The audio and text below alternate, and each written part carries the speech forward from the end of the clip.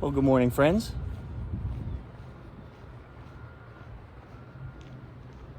Here's your morning view of the lake. Not too long ago, I posted a video about how a cold front that went through Florida, which was unexpected in March, produced something sweet, our pineapples.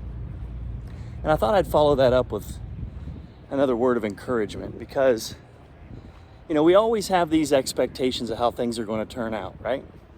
And with these pineapples, because they take so long to produce, you kind of have in your mind that these things are going to look like what you see in the grocery store. And sometimes they do. However, more oftentimes than not, they're smaller. And we've grown 4 pineapples now, and every time they're a little bigger than a softball. And you spend so much time waiting for these things to produce, and you have these grandiose ideas that these things are going to be massive, and they end up being a little larger than a softball.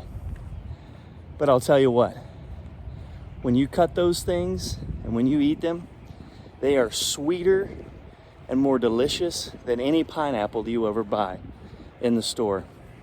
And it made me think about how we have this tendency as human beings to set an expectation based on something we're seeing, someone else. We have this problem with comparison.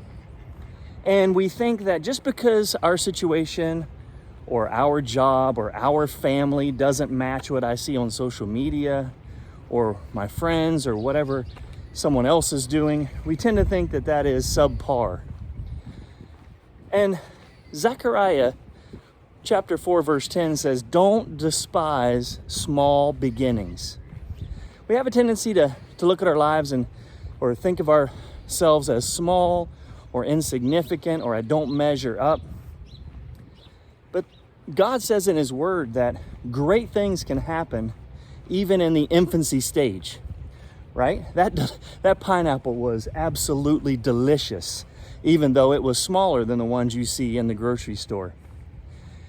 And I want you to know that God can take your life wherever you are, in whatever stage of development you are in, spiritually, physically. Maybe you're young in chronological age, or you're young at heart, or young in the things of God.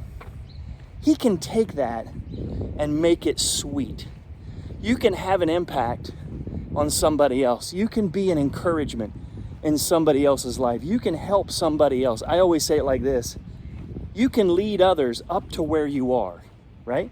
You can't lead them beyond where you are, what you've grown to, what you've experienced, your level of wisdom. But you can do something now.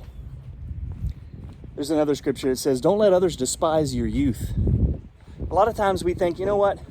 When I overcome that, when I get there, when I've arrived, then maybe God will use me. No, He wants to use you right now, right where you're at. Because listen, none of us are perfect. We're all a work in progress. We all have room to grow. And so we need to get busy now, being a blessing and encouragement to other people's lives. Let God use you right where you are, even with the things you're facing, because somebody out there needs what you have in your heart.